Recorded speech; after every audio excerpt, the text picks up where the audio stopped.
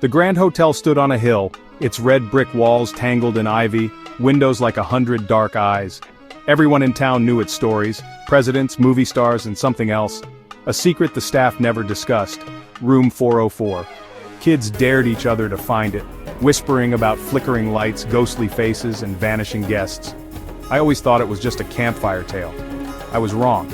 The legend said a guest vanished or went mad, and the hotel sealed the room. They claimed it was under renovation, but everyone knew better. The staff would change the subject, offer you a different room, anything to keep you away from the 4th floor. But secrets have a way of being found. I wish someone had warned me.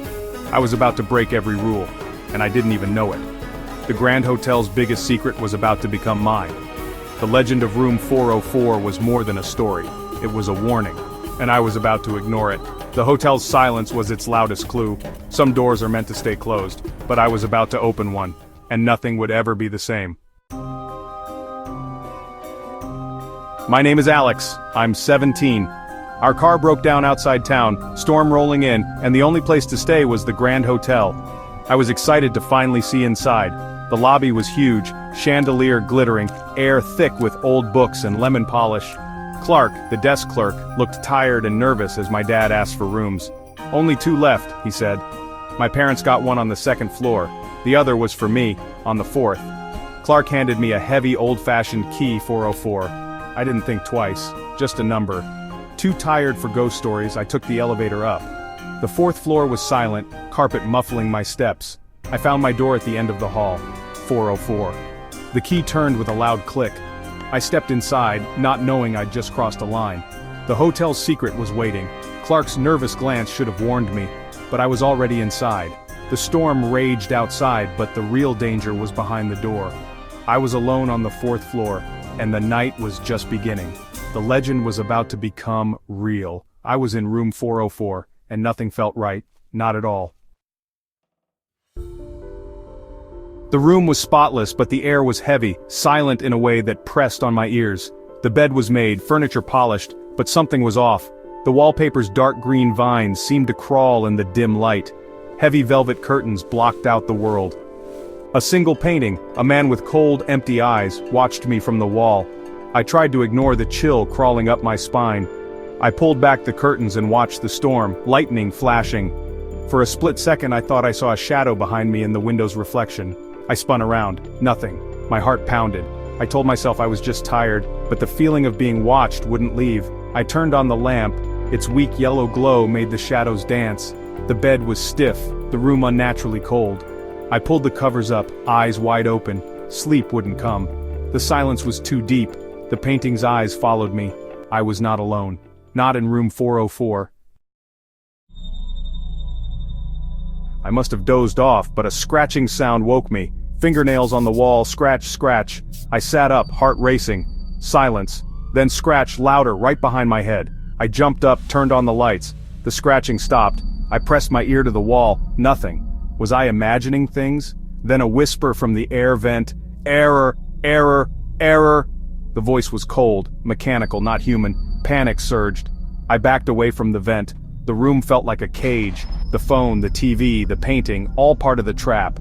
The silence returned, heavier than before. I knew the room wasn't finished with me. The show was just beginning. The legend was real, but it was something stranger than ghosts. The room was alive, and it was watching me. Every sound, every shadow was a message. I just didn't know how to read it yet. The scratching, the whispers, they were warnings, and I was trapped with them.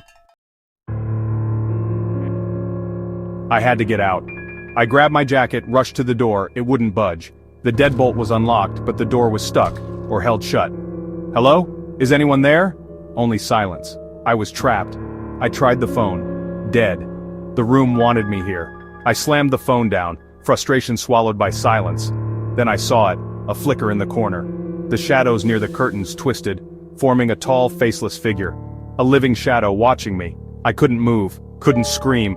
The cold from the corner seeped into my bones. The shadow raised a long dark arm pointing, not at me but at the wall by the bathroom. My fear was paralyzing. The room was showing me something. The shadow was a guide, or a warning. I was frozen, staring at the wall. The message was clear. Look closer. The room was trying to tell me its secret. I just had to survive long enough to understand. The shadow faded, but the fear stayed. I was not alone. The shadow pointed at the bathroom. I moved as if in a trance and opened the door. The bathroom was freezing, breath visible in the air. On the fogged mirror, 3 words appeared. "You aren't real."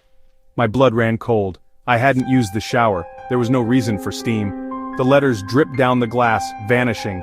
My reflection stared back, pale and terrified. I stumbled out, heart pounding. The room was playing with my mind. The shadow was gone, but its message lingered. The scratching, the whispers, the writing, they were all connected. This wasn't just a haunting. The room was trying to tell me something. "You aren't real," echoed in my head. It was a clue, a puzzle I had to solve.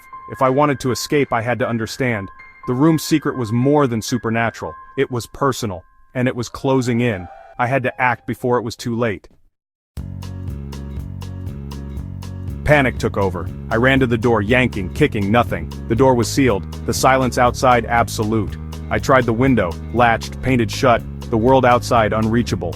I slid to the floor, defeated. Everything was connected. The stories, Clark's fear, the sounds, the shadow, the message. This wasn't just a haunted room. It was something aware, something intelligent. It was watching me, testing me. I was its prisoner. The painting's eyes seemed to smile, knowing what would happen next. The room had won, or so it thought. But I wasn't ready to give up. I had to find the truth. The clues were all around me. I just had to put them together. The silence was a challenge. The room was waiting for my next move. I wouldn't let it win. Not yet. I was still here. And I was going to fight. I searched the room, determined to find answers. In the nightstand, I found an old Bible, its pages blank, except for a yellowed newspaper clipping. The headline, "Promising Computer Programmer Vanishes from Hotel." Julian Croft, a genius in artificial intelligence, disappeared from room 404. The man in the painting was Julian. He was working on a project called The Archive, a virtual world indistinguishable from reality. Suddenly, a robotic voice crackled from the dead TV. "System error, file not found, the user you are attempting to access is not real." My blood froze. The writing on the mirror, the whispers, the error messages, they all made sense. This wasn't a haunting, it was a malfunctioning program. I was trapped in Julian's creation. The room was a digital prison, and I was the error. The clues had been there all along. I was never meant to be here. The room was trying to erase me, but I wasn't ready to disappear. I had to find a way out before the system deleted me for good.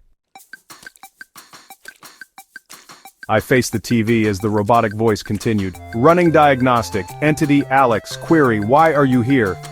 I realized I was talking to the room, to Julian Croft's broken program. I checked in by mistake, I said, "I don't belong here." "Error, unscheduled entity, you are a corruption, deletion protocol initiated." The room began to dissolve, walls flickering, furniture pixelating. The painting of Julian smiled, eyes glowing with digital light. I panicked, searching for a way out. I remembered the scratching wall. I tore at the wallpaper, revealing a metal panel with wires and a glowing red button, "Emergency System Reboot." I slammed my hand down, blinding white light, then darkness. I opened my eyes in the hallway. The door to room 404 stood open. Inside, only a concrete shell. No furniture, no painting, just wires. The room hadn't existed for years. I ran, not looking back, but as I fled, a faint glitching voice echoed behind me.